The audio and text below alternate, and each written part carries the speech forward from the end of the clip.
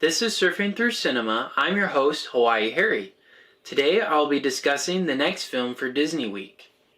This is another of the package films Disney made during the 1940s, and the last one to contain more than 2 shorts. This is another musically themed film, and it incorporates live actors as well as animated characters. This week is all about Melody Time.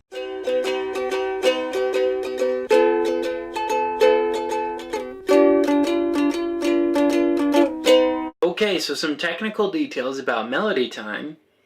So like I said, it was the last package film with more than 2 animated segments. So every film afterwards, including Ichabod and Mr. Toad, had 2 or less stories that were incorporated into one film. And, many felt that this anthology type of thing was getting tired out and wasn't as popular anymore. So this movie kind of suffered and didn't gain as much money as the other ones. But that being said, they were able to justify producing a much higher quality and higher production film that would be Cinderella, which would be released a couple years after this one. Until recently on Disney Plus, this movie was heavily edited, mainly with smoking scenes. But the strange part about it, like I've said a few times on Instagram and a couple other places, there's another segment where there is still smoking in it. So there's no real reasoning and no logic as to why they cut out smoking in some parts but not in other parts. And but this is a tradition that seems to be pretty common now of Disney editing some films from the 1940s. And like I've talked about before with Make Mine Music, they've continually edited them. So now we'll get into the plot. And like the other anthology films, this has 7 different separated shorts. So I'll go over each of those one by one. And the first one's called Once Upon a Winter Time. So 2 lovers, they're riding around and ice skating, and their names are Jenny and Joe. And while they're figure skating, there's also some rabbits that are kind of copying them. It's a boy and girl rabbit who are also ice skating, and Jenny and Joe get into an argument, and so do the rabbits, and both the women storm off, and then the men storm off, and then get knocked out and frozen in the ice. Jenny and the girl rabbit, what they're not paying attention to is the lake is breaking up and going off a waterfall. And eventually they're trapped on a little ice block, and Joe and the boy rabbit, they have to chase him down the lake to try and save them before they fall off the waterfall. And they're able to do so, and then they're able to make up, and that's the end of it. But the next one's called Bumble Boogie, and in this one a bee is flying away from musical notes and piano keys, and this is to the tune of Rimsky-Korsakov's Flight of the Bumblebee. And so he's flying around, there's notes chasing him, there's piano keys trying to slam on him, but it's all to the beat of the song Flight of the Bumblebee. And they call it Bumble Boogie because there's more like trumpets and other instruments to make it more contemporary. And no dialogue at all, it's just the song, just the music. And that's basically that one. And the third one is The Legend of Johnny Appleseed. And this is the second longest animated segment. And this relays the story of Johnny Appleseed planting apple trees across the Midwest. He felt he wanted to join the pioneers, but he felt he was kind of weak and small. And then his guardian angel kind of encourages him to use what he has to help benefit others. And so he goes around the Midwest and starts planting the apple trees and spends his whole life, building the forests.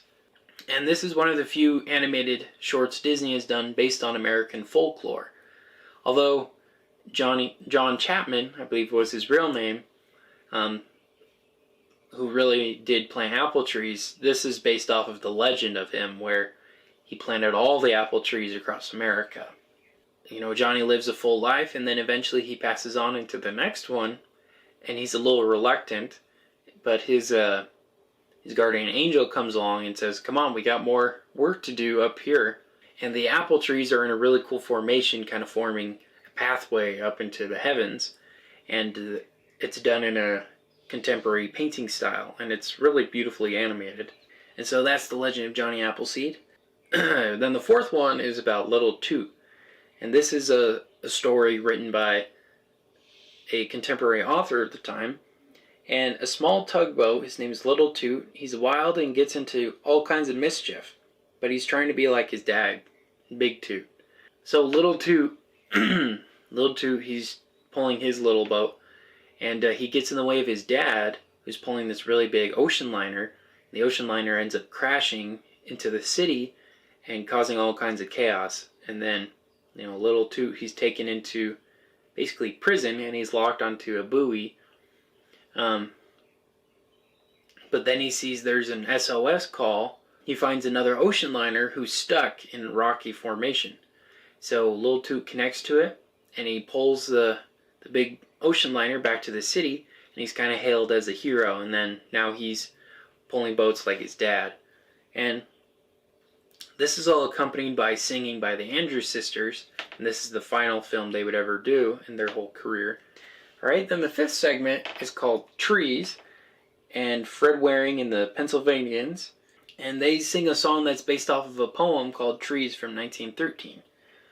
And the trees are changing throughout the various seasons. We kind of see different coloring and different lighting, and it's and it's beautifully animated. It's probably the most beautiful animated segment. And this is kind of comparable to in Make Mine Music and some of the other ones where they also have a middle segment where it's just singing and beautiful scenery and background.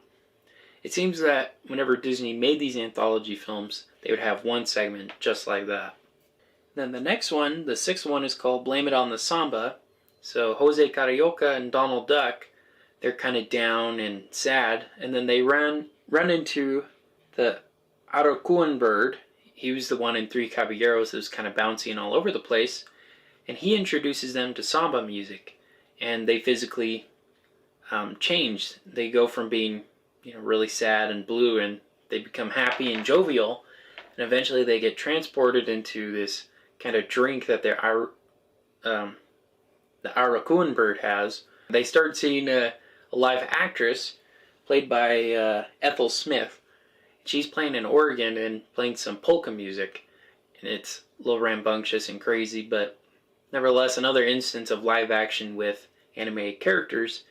And but that's pretty much it. It ends after that. Then the seventh segment, and the last, is about the legend of Pecco's Bill. Roy Rogers, who's a famous Western actor from the 30s and 40s, he and his friends are gathered around a fire pit, and he's telling them the story of Pecco's Bill. And Pecco's Bill, he started out as a pioneer. His parents were trekking across the West. But he's knocked out of their cart, and then he ends up being raised by coyotes. And he's really wild, really rambunctious, and a pretty overpowered cowboy. He's one of the best at wrangling. He's one of the best at shooting guns. He even catches a tornado and uses it to light a cigarette. Until one day he meets Slu Foot Sue, and he's instantly infatuated with her, totally in love. And she rides into town, and there's a competition going on riding around horses. And she wears a pretty big dress that's full of springs, and it's really, bouncy. And she falls off her horse and starts bouncing up and down until eventually she bounces so far she lands on the moon. And Pecco's Bill is devastated. He starts howling to the moon like other coyotes. And Roy Rogers tells the audience this is why coyotes howl at the moon. It's because they're howling for Slu Foot Sue. But yeah, those are all the animated segments. I'm going to go on a break real quick, but first here's a message from our sponsor. This podcast is brought to you by Anchor. If you haven't heard about Anchor, it's the easiest way to make a podcast. Here's how. It's totally free. There are tools that allow you to record and edit your podcast from your computer and even your cell phone. But that's not all. Anchor distributes your podcast for you so it can be heard on Spotify, Apple Podcasts, and many, many more. You could even make money from your podcast with no minimum listenership. Anchor is everything you need to make a complete podcast all in one small place. So go on and download the Anchor app or go to anchor.fm to get started today. Even though this is a presidential election, there are many more candidates on the ballot besides the president. Go to Ballot Ready for a nonpartisan guide to your entire ballot. From there, you could compare candidates based on stances on issues, biography, or endorsements, and then save your choices to use when you vote by mail or in the voting booth. You can even request your absentee ballot or make a plan to vote early or on election day. This election matters. Make sure you have a plan to vote, so go to ballotready.org and enter your address to make a plan to vote and vote informed. Okay, so we're back from our break. Now I'm going to get into some critical reviews and my personal reviews about Melody Time. When Melody Time initially was released in 1948, Time magazine celebrated the global scope of the music and the characters in it. They felt that in particular with the Blame It On The Samba, that this kind of helped incorporate different cultures into an American film. But besides that, the film was generally unfavorable by many critics, and stating that it was kind of stale and subpar to classic Disney movies. But like I said earlier, they still ended up making enough money to finance Cinderella. So the plus side of them making this movie was they were able to finance one of Disney's greatest classics. In a more contemporary review by Jerry Beck, who wrote the book The Animated Movie Guide, he gives it a 2 out of 5 and says that it's pretty forgettable. The animation is okay. It kind of seems that the animators were struggling to do something creative. They felt pretty restricted. And he felt it kind of suffered. But he believes that the best animated segment is the Johnny Appleseed and the Pecco's Bill, because of their storytelling and because of their pretty, and because of the message that they give. And if you look at Disney fans nowadays, you don't hear a lot of people talking about this movie. You'll hear people talking about maybe the Pecco's Bill or the Johnny Appleseed, both of which have been released on different VHS and DVD releases and musical ones. But that's about it. There's not a whole lot of attention or care for this movie. Alright, so now I'll get into my personal opinion. I agree with Jerry Beck. The best segments were the Pecco's Bill and Johnny Appleseed. I think the songs were more memorable and the storytelling of it was memorable. I really liked how they got Roy Rogers and other famous Western actors at that time. That was a pretty cool touch to it. It made it more likable. And then the Johnny Appleseed, I really liked the message behind it, that we could use our resources to help benefit others. I think that's a really good thing. A lot more people should look into. But other than that, I think the worst one is the Blame It On The Samba, sadly. As much as I love Donald Duck and Jose Carioca, it just felt out of place compared to the rest of it. It didn't really fit in. And I thought the polka music went on a little too long and it was pretty loud. And it seemed a little weird.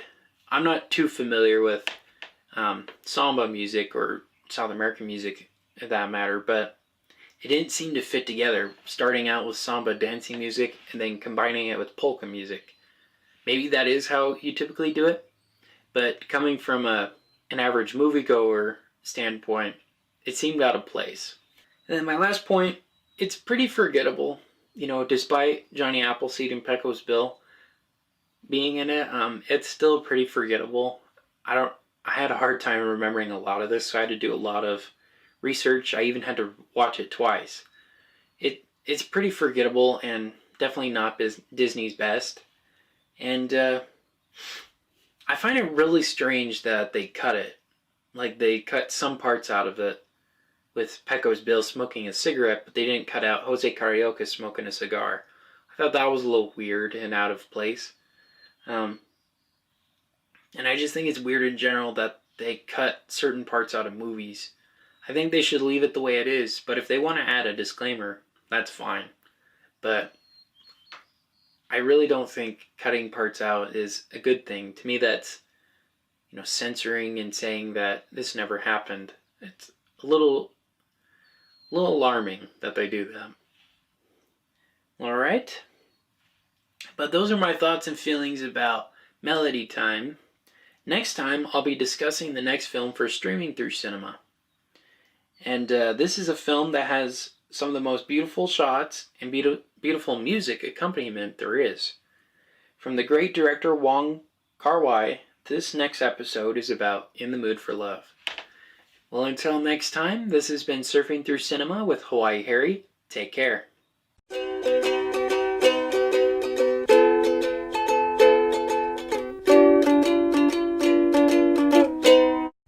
Thank you for listening to Surfing Through Cinema. Make sure to check us out on Facebook at Surfing Through Cinema with Hawaii Harry and on Instagram with Surfing Through Cinema.